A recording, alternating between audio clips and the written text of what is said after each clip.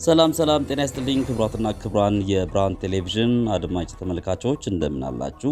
በያላችሁበት ሰላምና ጤና እንድትሆኑ የዘወትር ምኞታችን ነው። ዕለተ ቅዳሜ ላይ እንግዲህ የተለያዩ ወቅታዊ የሚባሉ መረጃዎችን በተለይ ርዕሰ አንቀጽ ጋር በተገናኘ መልኩ የምናቀርብበት ዝግጅት እንደሆነ ይታወቃል።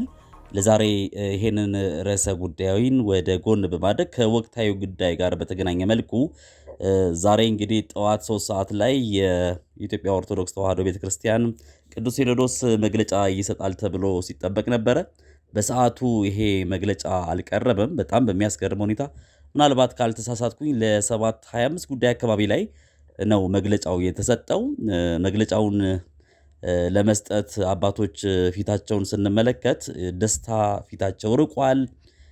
እጅግ በጣም የመከፋት ነገር እየታየባቸው ነው።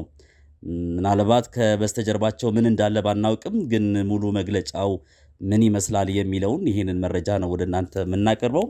ብዙዎች ኢትዮጵያውያንም ትውልደ ኢትዮጵያውያን ይሄ የነሱ መግለጫ ብዙ ሰው አልተዋጠለትም ማለት ይቻላል።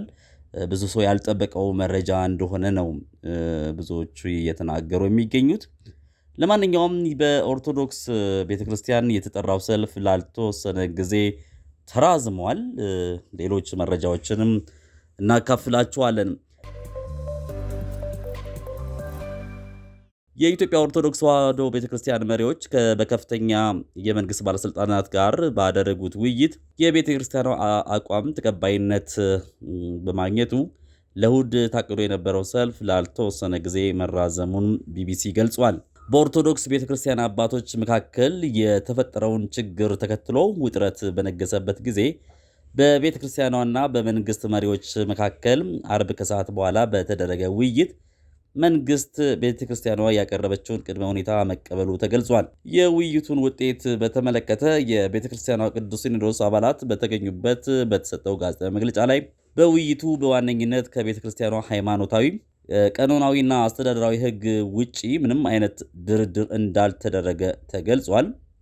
በቅዱስ ሲኖዶሱ አባላት በአማርኛና በኦሮምኛ በቀረበው መግለጫ ላይ መንግስት የቤተክርስቲያንን አቋም በመቀበል ወደፊትም የቤተክርስቲያንን አንድነትና ሉዓላዊነትን በጠበቀ መንገድ እንደሚሰራ አረጋግጧል ተብሏል። በውይይቱ ላይ በፓትርያርክ አቡነ ማቴዎስ የተመራ 12 ጳጳሳት፣ ጠቅላይ ሚኒስትር አብይ አህመድ፣ ምክትል ጠቅላይ ሚኒስትር ደመቀ መኮንንና ሌሎች ከፍተኛ የመንግስት ባለስልጣናት እንዲሁም የሀገር ሽማግሌዎች ስለመገኘታቸው ያገኘነው መረጃ ያስረዳል። በቤተክርስቲያኗ አባቶች መካከል ከ3 ሳምንት በፊት ጀምሮ የተከሰተውን ችግር ተከትሎ በቤተክርስቲያኗ አባላት ላይ የህይወትና የአካል ጉዳት መድረሱ የተገለጸ ሲሆን ይህም ጉዳይ በውይይቱ ላይ ተነስቶ መንግስት የድርጊቱን ፈጻሚዎች ለይቶ በህግ አግባብ ተጠያቂ እንደሚያደርግ ተገልጿል። በተጨማሪም አሁን ላይ እስር፣ እንግልት እየተፈጸመባቸው ያሉት አባቶችና የቤተክርስቲያኗ አባላት ላይ የሚደርሰው ችግር በአስቸኳይ እንዲቆምና የታሰሩትም እንዲፈቱና አገልግሎታቸውን በሰላምና በነጻነት መስጠት እንዲችሉ ስምምነት ላይ ተደርሷል።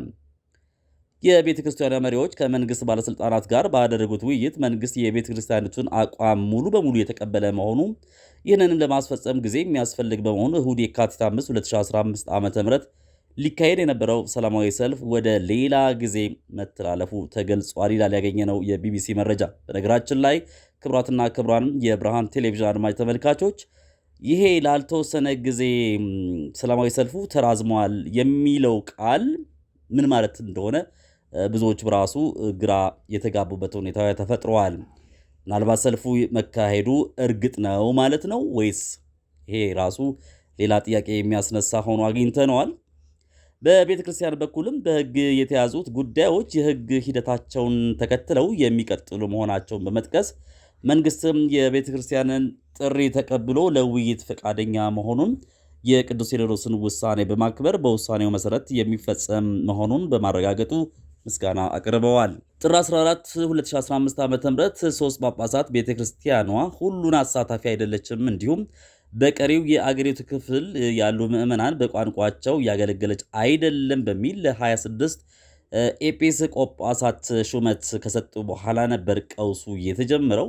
የቤተክርስቲያኗ ቅዱስ ሲኖዶስ ደግሞ ሹመቱ ከቤተክርስቲያኗ ቀኖና ዶግማና አስተዳደራዊ ሂደት የተቃረነ በመሆኑ ሿሚዎቹና ተሿሚዎቹ በይቅርታ እስኪመለሱ ድረስ ተወግዘው እንዲለዩ ወስኗል።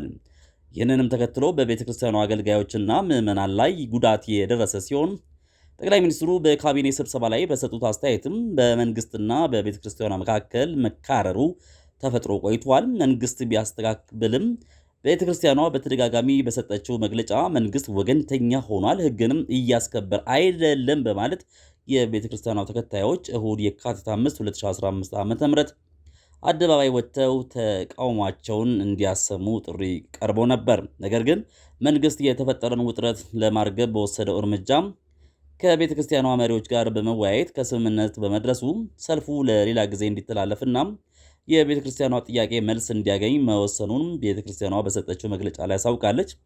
ሰላማዊ ሰልፍ ይካሄድበታል በተባለው ዕለት ምዕመናን ወደ አጥቢያ ቤተ ክርስቲያናቸው በመሄድ እንዲጸልዩና ትምህርት እንዲማሩ ቤተ ክርስቲያኗ የገለጸ ሲሆን ምዕመናን ቤተ ክርስቲያኒቱን መጠበቃቸውን እንዲቀጥሉም አሳስባለች። እስካሁን ስለ ውይይቱም ሆነ ተደርሷል ስለተባለው ስምምነት ከመንግስት በኩል ምንም የተባለ ነገር የለም ሲል ቢቢሲ አጠቃሏል። ክቡራትና ክቡራን የብርሃን ቴሌቪዥን አድማጭ ተመልካቾች ለዕለቱ ያዘጋጀንላችሁ መረጃዎች ይህንን ይመስላሉ። በነገራችን ላይ ብርሃን ቴሌቪዥን የዕለቱ አዳዲስና ወቅታዊ መረጃዎችን አዲስ አበባ በሚገኙ በተለያዩ ሪፖርተሮች አማካኝነት በየዕለቱ እያደረስናችሁ እንገኛለን።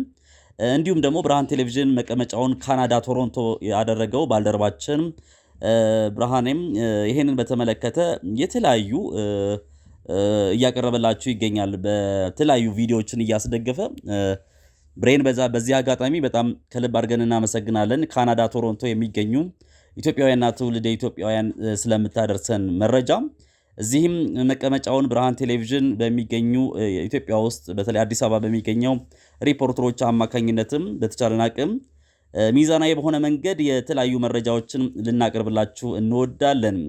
ስለነበረን ቆይታ በጣም ነው ማመሰግናችሁ። ተስፋዬ ገብረ ማርያም ነኝ ከአዲስ አበባ ኢትዮጵያ ብርሃን ቴሌቪዥን። በያላችሁበት መልካም ጊዜ ይሁንላችሁ።